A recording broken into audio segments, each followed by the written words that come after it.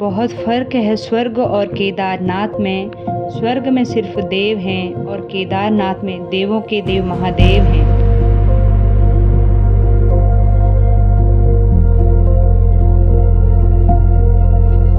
जैसा कि आप सभी लोग जानते हैं, केदारनाथ के कपाट बंद होने के बाद कोई भी व्यक्ति केदारधाम में नहीं रुकता है। क्या आपको मालूम है जब केदारधाम के कपाट बंद हो जाते हैं, कौन ऋषि मुनि हैं जो यहाँ रहकर 12 महीने कठोर तपस्या करते हैं? वे कौन हैं जो केदार के हिमयोगी के नाम से प्रसिद्ध हैं?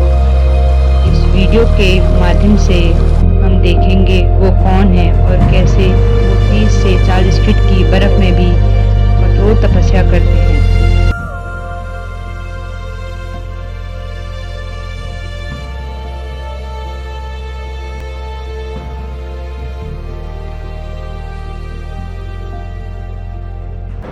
बाबा केदार के धाम में आप सभी का सहृदय स्वागत है। तो सर्वप्रथम वर्ष 2008 में जब हम अध्ययनरत थे तो तब बाबा केदार के धाम में आना हुआ, जिसमें हमको केवल 4 दिन रहने का अवसर मिला। और जाने के बाद शरीर तो गया लेकिन मन केवल बाबा केदार के धाम में ही रह गया था। जब दोबारा आए तो हम 4 महीने यहाँ पर भगवान ने रखा, और जब तीसरी बार हम आए तो फिर जाने का मन ही नहीं हुआ। हम संन्यास लेने भी यहाँ पर नहीं आए थे, केवल उस परमात्मा को जानने और साधना करने आए थे। ये हमारे हृदय का विचार आपके सामने रख रहे हैं। और हमें बचपन में जब योग साधना सिखाई गई थी साधकों के द्वारा, ये प्रेरणा दी गई थी, तो उन्होंने हमें कहा था कि साधक कैसा हो। तो उन्होंने हमसे कहा कि साधक ऐसा हो कि यदि बर्फीली हवाएं चल रही हों, शरीर पर वस्त्र ना हो तो उसका मन विचलित ना हो। जब बर्फीली हवाएं शरीर पर उड़ने तक भी वस्त्र यदि साधक के पास नहीं है, अन्य गर्म जल और दूसरे संसाधनों की तो हम कल्पना भी नहीं कर सकते।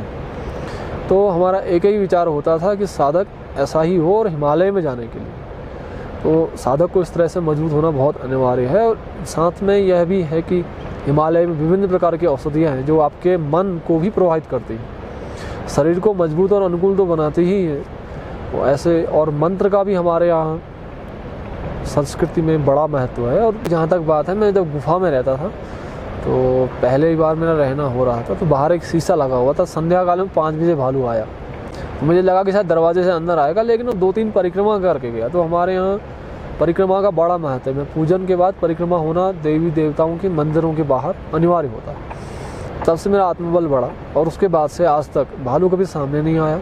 शीतकाल में रहते हैं, बहुत सारा राशन एक ट्रक हमेशा स्टोर में रहता है, कभी भी भालू ने नुकसान नहीं पहुंचाया। तो हमें यह समझ में आता है कि भालू भी इस धरती के ऊपर रहता है और प्रकृति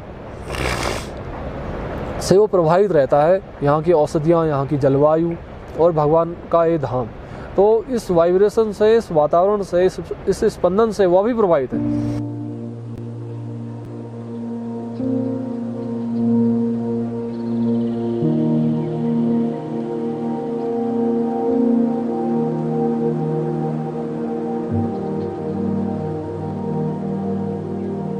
हमारा तात्पर्य यह है कि हिमालय केवल एक साधना का स्थान है, और साधना के लिए जो अनुकूल वातावरण होना चाहिए, उस अपनी चेतना को बढ़ाने के लिए हम कई बार देखते हैं कि ग्लोबल वार्मिंग से बचाने के लिए, हिमालय को शुद्ध रखने के लिए, दीर्घायु रखने के लिए, हम सबके जीवन को सुरक्षित रखने के लिए बार बार कहा जाता है कि हिमालय में कार्बन का प्रयोग न हो। ऐसा कोई भी कारण न किया जाए जिससे हिमालय में कार्बन की मात्रा बढ़े।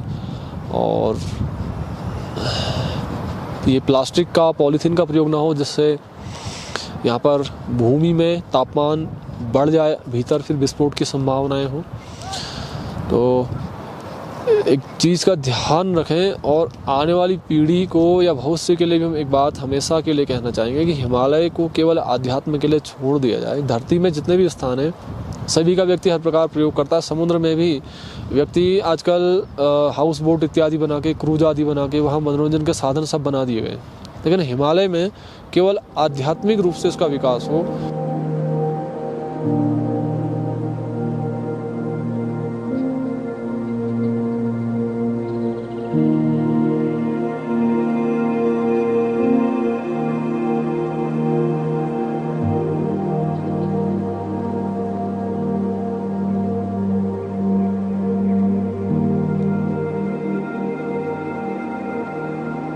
हिमालय में हम कैसे रह पाते हैं उस शीतकाल के वातावरण में? तो ये जो एक सन्यासी का जीवन है वो स्थूल शरीर पर निर्भर नहीं करता, क्योंकि इसका हम सीधे सीधे हम प्रमाण देख सकते हैं कि वो भौतिक सुविधाओं से प्रभावित नहीं होता, उसको भौतिक सुविधाओं की आवश्यकता नहीं पड़ती, कम पड़ती है।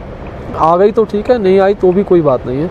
इसके पीछे क्या कारण है? क्योंकि वो सूक्ष्म शरीर में प्रवेश कर गया होता है। तो जब सूक्ष्म में साधक प्रवेश कर जाता है तो उसका जो स्थूल शरीर है वो सूक्ष्म विचारों से ही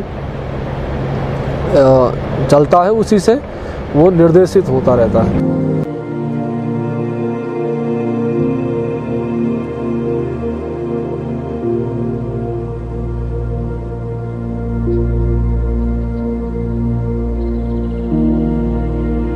हमें तो साधना करनी थी, लेकिन ये था कि केस कटाए नहीं, बाल बढ़ गए।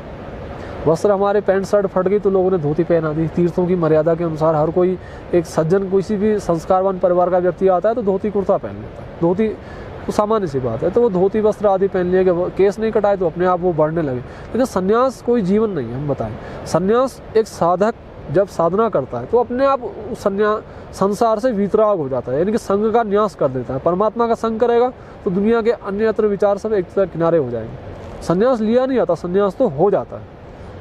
हमारे यहाँ इसको संत महात्मा, हमारे महापुरुष एक प्रकार से प्रमाण देते हैं कि मोर के पंख रंगाए नहीं जाते, रंगे रंगाए ही आते हैं। आप कितना ही बदलना, पेंटिंग करना शुरू कर दो ना, तो मोर के पंख जैसा बना पाओगे ना उसको बदल पाओगे। तो ये सन्यासी जो है ना, ये लेते नहीं है, ये होते नहीं है। जो होने वाली बात है तो वहाँ पर निश्चित ही दोष मिलेगा। लेकिन हाँ, हर कोई व्यक्ति साधु वेश आदरणीय है, भगवान वेश है, लेकिन फिर भी ये कहना चाहेंगे कि सन्यास कोई जीवन जीने का कोई तरीका नहीं है। सन्यास तो भगवान को पाने का मार्ग है।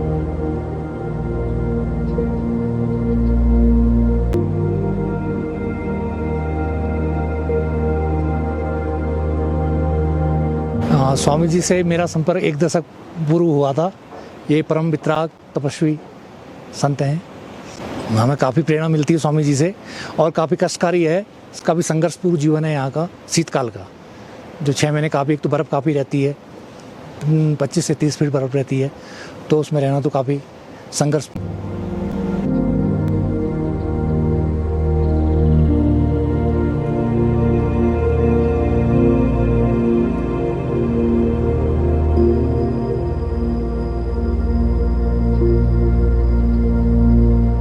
और गुफाएं अनादिकाल से विराजमान हैं। हाँ, इनका समय समय पर नवीनीकरण, आवश्यकता के अनुसार, समय के अनुसार उसको हम बदलते रहते हैं। तो पहले हमने इसको 2014 में आपदा के बाद कुछ हल्का सीमेंट लगा के बनाया। बाद में अन्यत्र विभागों के द्वारा केदारनाथ में ध्यान गुफाओं के निर्माण की जब बात आई, हमने निवेदन किया कि गुफाओं पर पहले से संत महात्मा ही शोभा देते हैं, क्योंकि यहाँ पर प्राकृतिक सुगमता नहीं है। तो भोले बाबा की कृपा से, सभी के सहयोग से गुफा रामानंद आश्रम में रहने वाले संतों को दी गई, जिसका भगवान की कृपा से बड़ा अच्छा प्रयोग होता है। सभी संत महात्मा शीतकाल में भी यहाँ पर आते रहते हैं। और यहाँ से बाबा भैरवनाथ एकदम सामने, बिल्कुल ठीक सामने, द्वार से निकलते ही भगवान श्री भैरवनाथ जी का दर्शन होता है। अब द्वार पे खड़े होते ही आप अपने सर को 60 डिग्री पे घुमाते हैं तो भगवान केदारनाथ जी दिखाई देते हैं। और अब 2 कदम आगे सीधे चले जाते हैं तो माँ मंदाकिनी का दर्शन होता है, और भगवान सूर्य की रोशनी तो सीधे भीतर ही प्रवेश होती है।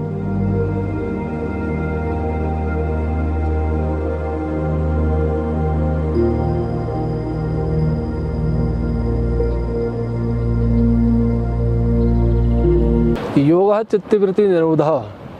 हिमालय का नाम लेते ही योग शब्द की जागृति साधक के भीतर अपने आप हो जाती है, चाहे उसको, क्योंकि यहाँ की हवा में इतनी शीतलता विराजमान है कि यदि व्यक्ति तेज श्वास लेगा तो उसकी नाक में समस्या पैदा हो जाएगी, तो अपने आप उसकी श्वास पर नियंत्रण हो जाता है। जिसको राजा परीक्षित के बाद जब 7 दिन का केवल समय था, महर्षि सुखदेव ने संक्षिप्त आयाम में बताया था कि जित आसना, जित श्वासा, जित मना, जितेंद्रिया। अर्थात साधक पहले अपने शरीर पर नियंत्रण प्राप्त करे, उसके बाद अपनी श्वास को नियंत्रित करे। जब साधक शरीर पर नियंत्रण प्राप्त कर लेता है तो उसकी श्वास नियंत्रित अपने आप होने लगती है, और जब श्वास नियंत्रित होने लगती है तो श्वास पर प्राण रमण करता है। जब श्वास रुकती है तो व्यक्ति निश्चेष्ट हो जाता है, अर्थात तो मृत कहलाता है। तो श्वास भी नियंत्रित जब साधक की हो जाती है तो मन अपने आप नियंत्रित हो जाता है। जिस साधक का मन रुक गया हो इसलिए कहते हैं कि जिसने मन पर विजय प्राप्त की उसने विश्व पर विजय प्राप्त कर ली। साधक को यहाँ पर आके अपने मन को नियंत्रित करना चाहिए और किसी भी भौतिक चीज़ों का विचार न करते हुए केवल भगवान का स्मरण करें। और मैं बड़ी प्रसन्नता है कि वर्तमान समय की नई पीढ़ियां आध्यात्मिक और काफ़ी अग्रसर हैं। मंदिरों पर कम से कम आते तो हैं, लेकिन हाँ, हम ये चाहेंगे कि नियम और मर्यादा के सहित आएँ, तो जिससे उनके जीवन में जो अशांति व्याप्त है वो शांति की ओर अग्रसर अपने आप हो जाएंगे। उनको किसी चिकित्सक के पास जाने की आवश्यकता नहीं है, उनको किसी औषधि का सेवन करने की आवश्यकता नहीं है। आध्यात्म के नियमावली का पालन, एक चिकित्सक भी औषधि सेवन करने के नियम बताता है।